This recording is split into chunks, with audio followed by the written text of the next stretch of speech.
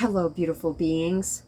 I was just playing with Doozer and I saw myself, when my light of awareness gets shown on something that I wasn't aware of before, it's like an out-of-body experience every time. Even though I'm seeing it from here, the picture I get is, oh wow, I never saw it. It's because I'm seeing it from an elevated perspective all of a sudden. And I saw myself pondering about life and how it works and trying to figure it out. I have since I was a kid. It's just been a regular part of my life. It doesn't feel really good, and I don't know if I have gotten like specific answers in that moment when I'm trying to figure it out. Maybe I have, thought I did, but just now I realized, and when I have a major realization, for forever and ever, I will remember exactly what I was doing and where I was when I had that realization. And I was sitting on the floor with Doozer, playing with him. The persona, the one that was trying to figure it out for a minute, that has my whole life, the personal identity will never figure it out, no matter what anybody says. And I've said that before, but I forget. But they just showed me, they just said, well, you'll never figure it out because like you're the person trying to figure it out right now. That's why you never figure it out. But you already know, like who we really are. Already knows. It's not even a question because we are that. Oh. I feel like I've learned so much today. I always want to just get out of the way as much as I possibly can. And when I'm holding satsang with somebody, without letting my mind get a hold of it too much, because, this is what my practice has been for all these years, is to just let it happen. Channel. Just let it happen. Of course it's mixed with, they said I don't have to explain. Yeah. So we already know why we're here. So the more that I focus on presence, being present, that I am presence, then as much as my mind can hold, then that information will just come to me about what life is about, just gradually, organically, naturally. They're saying, like Abraham Hicks says, we have already done all of the manifestational work, basically. We have already asked enough to receive lifetimes of abundance. Yeah, it's just a matter of receiving it now. And that is a vibrational thing. It's to get out of the way. And how do we get out of the way? Well, for me, getting out of the way means whatever comes up. If it's anger, I'm easily triggered. What was it? What just happened? And that's the beginning of it. That's and it's very helpful to have a guide or guides through that, to be a mirror. Somebody that's basically already been through it or is ascended, years ahead of you. So they're like, oh, so because they're somebody that is facing this ascension, they're just a storehouse of information because they are more out of the way too, and so they're getting more divine wisdom pouring through them. It's for me, it's very easy to tell when somebody is trying to teach me and somebody that is sharing their experience. That's why I talk the way I do in my videos. I talk about my own life. That's how I was taught to do it in AA too. Is we talk about our own experience, strength, and hope. It's never you. No, it's not. It's if you get something from my life experience, like my right now life experience, that's absolutely wonderful. Yeah, and if you feel really, really stuck, and you watch one of our videos, and you're just like, oh my gosh, yeah, that's exactly where I am right now. And my videos shows, I keep making videos about wherever I'm at, and I work my way out. And for years and years, I've been doing that now. And because like specifically when I was going to Alcoholics Anonymous, well, before that too, but in this really big group setting, it would have been, well, that's what satsang is talking one-on-one and just, I mean, having such a deep conversation, like just going deep right away and shining the light. You know, they just showed us as scuba divers. Well, they showed me being a scuba diver and going and shining like my headlamp on the darkest regions of whatever's going on in your subconscious. And well, the ancients are with me. There's a whole bunch of us in these like full scuba gear. It's crazy though, because none of us have tanks.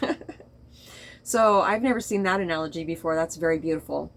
So, you know, we can help pull those, you know, whatever the blocks are, we can help pull those out by the taproot. And we'll know if we can within our first conversation.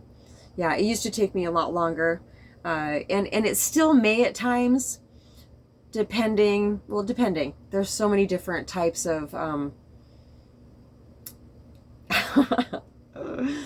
want to say conditioned people. We're all conditioned basically in the same ways, if it's negative, but it's different because we have different personalities. Yeah, it's just different, more intricate.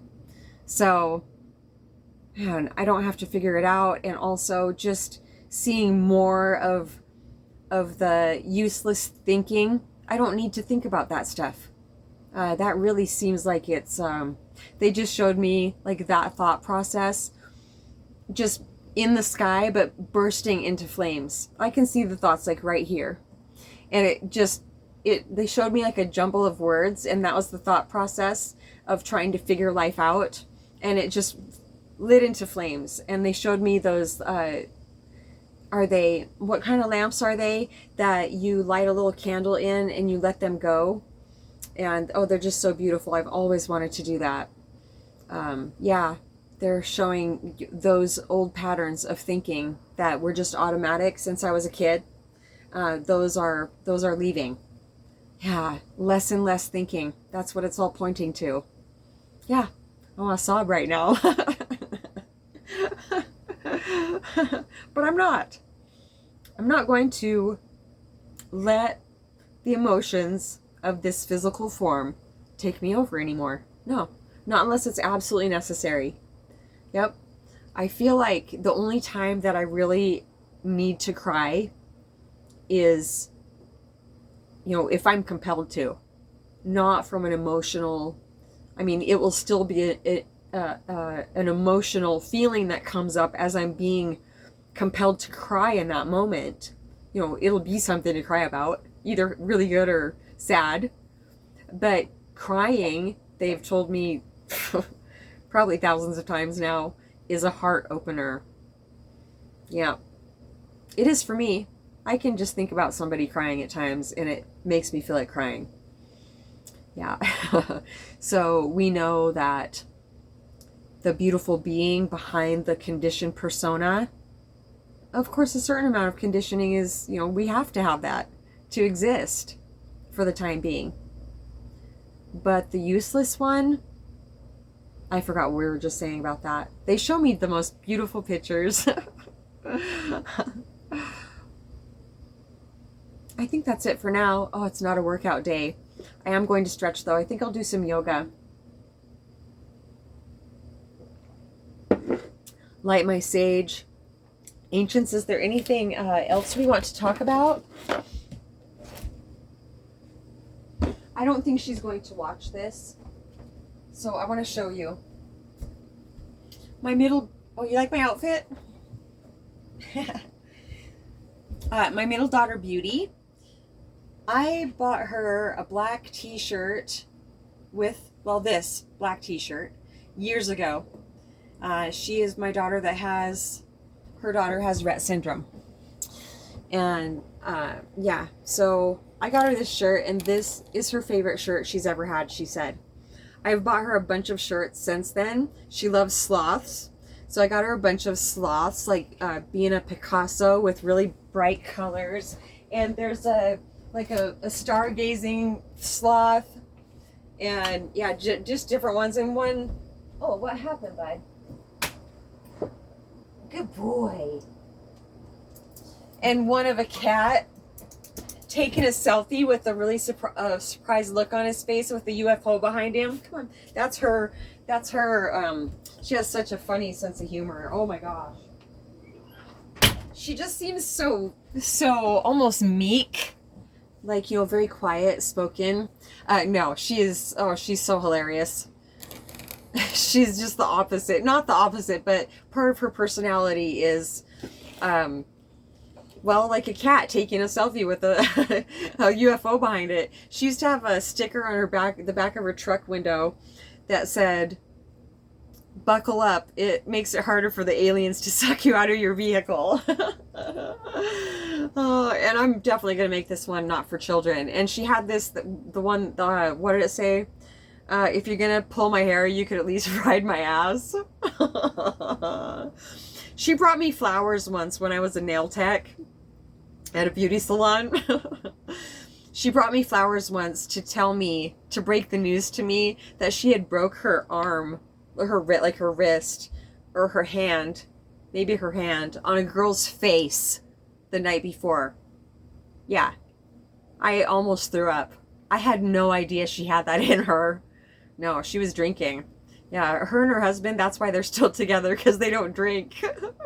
Yeah, and she has over 10 years clean off of meth and heroin. Yeah, she's one kid that I don't worry about any of them. They're all life lessons. But yeah, I used to. I used to worry about my kids a lot, and that's something I still work on. I catch myself doing it. That's no point. That's directing that energy towards them. No, they're fine. They're great. Even if they drop their physical form, I have to take it all the way, baby, sometimes. You know, with the lessons that my children have went through. I'm like, okay, even if they drop their physical form, they'll be okay. They're all right. We chose all of this. That's what I choose to believe, that's what brings me the most relief to believe. And that's what I choose to believe about anything, is however it makes me feel the best. Yeah. I'm not an ostrich. I don't have my head in the sand. I am creating my own world. Yeah. They're called alchemists, they're saying. Yeah, it looks like nothing's happening, huh? But there's shit happening all the time. I am the baby.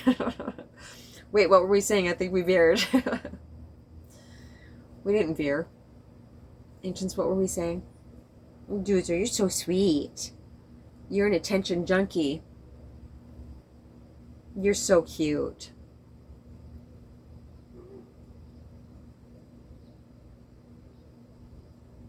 I know, so I don't have to figure it out. Doozer. Hi, bud. Oh, you want me to touch you? Okay. Can you see him? Can they see you, Doozer? I hope so. Oh, you're looking right at the camera. So, I've had a collar for Doozer. One for his neck. It's a very thick one. Wide this way. So, I didn't feel like it was hurting his neck. But the last few days when we're playing, he's been yiping when I touch the back of his ears. And he recently went to the vet. And his ears looked great.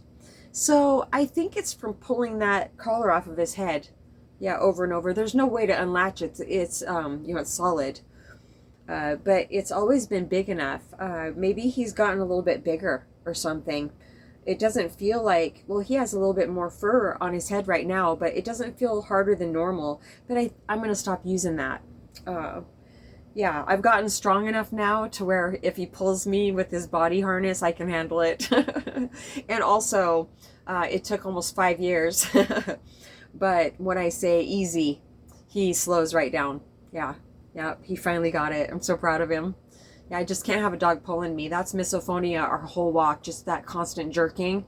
Yeah, that makes a reaction in there too. And they're saying that one reason, I think you've told me this before, one reason that I have misophonia is to help me learn how not to react from the physical feeling, the intense physical feeling I get from a repetitive, like sharp, loud noise. Even describing one makes me wince. Lately, oh, it's helped so much. Maybe this will help you too. I have, well, I think maybe no, if I didn't lose it, I left one of my skull candy earbuds at the lake house.